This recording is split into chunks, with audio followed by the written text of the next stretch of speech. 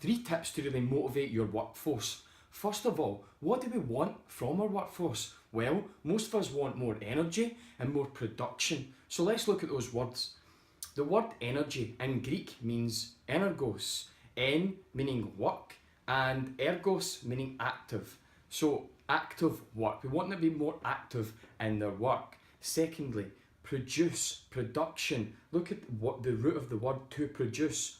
Be proactive in producing. To produce, be productive, meaning bring about and yield great amounts of that thing that you're looking for. So how do we go about doing this? So before we look at the very 3 tips that are going to help you achieve success with your workforce, I first want to tell you about the story of Gilbert. Gilbert was an old man and he has this lawnmower, and Gilbert goes out and cuts his grass every season. And for the first 2 seasons when Gilbert's cutting his grass, every single blade of that grass is efficient and effectively cut at an equal length. The mower itself is working optimally. It yields this aesthetic lawn for 2 seasons. Then the 3rd season comes and Gilbert, he goes to start his lawnmower and he has to yank it a little harder than normal. It takes longer to start, and then when he does get it to start and he has to push that thing with so much more force than he had to in the first 2 seasons. When he finally gets it going and he's mowing that lawn, those blades, those grass blades, they aren't being cut in a symmetrical, efficient manner. The mower seems to be operating sub power. It seems to be sub 50% of its efficient optimal power. Why is this? Well, Gilbert makes the same mistake that most organisations make. What is that?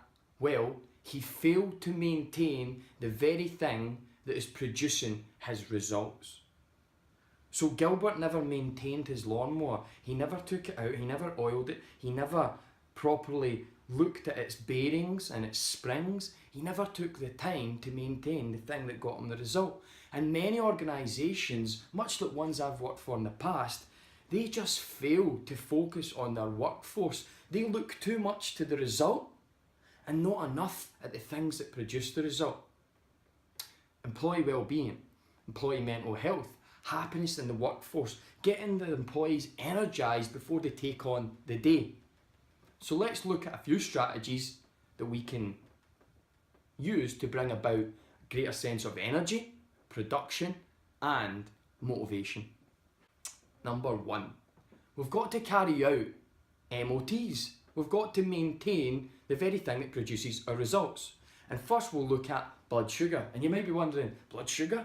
What the hell? Why blood sugar? Well, blood sugar, lower blood sugar, is the cause of headaches, lack of concentration, lack of happiness, low mood, and many things that we don't want. In fact, we want the opposite in our workplace. There's many reasons why people are coming to work and they're spending long durations of time without food.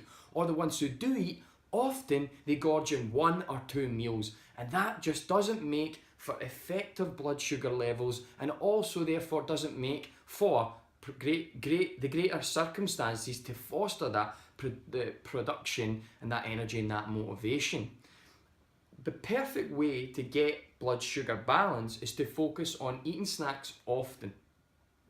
A perfect snack would be a yellow banana. Why yellow banana? Because a yellow banana versus a brown banana sits very differently on the GI spectrum. What is the GI spectrum? The GI index typically is an index ratio system, a system for analysing how sweet something makes your blood, i.e. how much it spikes your blood. And you don't want to be spiking your blood because then there's drops. You want to sustain it. So a yellow banana sits way higher on the GI index, i.e. meaning it spikes your blood at a higher level versus a high in fibre yellow banana. So if you want to instill greater snacks and greater health and well-being, motivation and energy in your staff, you should opt for high fibrous snacks or even healthy fats, because these things are broken down slower in the body and therefore they produce that nice sustained blood sugar, and also you don't go down that route of moodiness and lethargy and aggression and irritation. So hand out snacks. You can even have seen and heard workforces actually testing on a regular basis their workforce blood sugar, or going about and assessing and handing out surveys and asking, how the guys are feeling. Do you need a snack? Tip 2 would be super brain yoga. Yes, I said it, super brain yoga. If you haven't heard of that, that is effectively one simple yoga strategy that I will demonstrate in a moment that brings about greater collateralization of both brain hemispheres. I'll say that one again. So lateralization, we have, imagine these as the two hemispheres of our brain, left and right, and they're actually separated but connected by a thing called the corpus callosum, and that helps them communicate more effectively. But in order to enhance the efficiency of how that collateralization of both hemispheres works, we need to utilize strategies. So super brain yoga is this: you grab your thumb and your index finger, you cross them over, you use opposing hands to grab opposing earlobes, and you just do a few movements synchronized with some breathing strategies. You do that for 3 to 5 minutes every day over an 8-week period, and what they've found scientifically, not just subjectively but objectively, that this induces neurotransmitter GABA, which is an inhibitory neurotransmitter that enables the calming of hyped up, hyper-aroused nerve cells. So inhibitory molecule, meaning it prevents hyped up neuroactivation, meaning it calms the brain down. And if you are dealing with a lot of stressed out people, you've got a lot of deadlines on the go, there's a lot asked for them, there's a lot of just generalised stress in the population, more so now than ever before, then engaging in super brain yoga and reducing those sorts of stressful thoughts by the production of the neurotransmitter GABA, then you're on to a winner. And also, just engaging in those things can be very fun and light-hearted. And they bring about greater sense of executive function, spark greater sense of communication. It's been proven that their memory increases, verbal articulation, and more.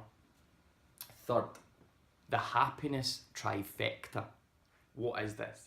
In psychology, the Happiness Trifecta is a triangle, or somewhat of a triangle, and at the bottom left and right we have challenge and connection, and at the top peak, at the apex, we have novelty, and novelty is what we will focus on today. If I had to ask you, what are the happiest moments in your life, you would typically respond with an event, and in that event, embedded in that event, will be happiness, will be those three things: challenge, connection, and novelty. Now, why is this important, and why and how can you use this in a work-based environment to great effect? Well, if you bring about more novel situations, if you foster more novel situations in the workplace, that triggers off a greater sense of energy. We know this subjectively, but what's going on under the level of conscious awareness? Well, novel events trigger neurotransmitter epinephrine, adrenaline. Adrenaline sparks up our energies, switches us on, and makes us feel alive and vibrant. And that's something that we really want to foster in the workplace, because if we're alive, energized, and vibrant, we're going to be more able and willing to focus and carry through on tasks, particularly at a higher level. So my suggestion would be hire in a meditative practitioner for 10-15 minutes and do a meditation. You could do laughter therapy, which is becoming huge now, and it reduces inhibitions and everyone can just have fun with it. Or you can hire a salsa instructor in and just have the guys dance around with a little bit of Spanish music on. Those are some examples of how you can enhance novelty, be a bit more spontaneous, and bring about that epinephrine surge. So there you have it. 3 tips that you can use in your workplace to bring about greater sense of energy, productivity, enhance well-being, and get the job done at a more productive level. Because much like Gilbert, most organisations focus not on the things that produce the result, but the result itself, which seems very counterintuitive, but that is just the way of it.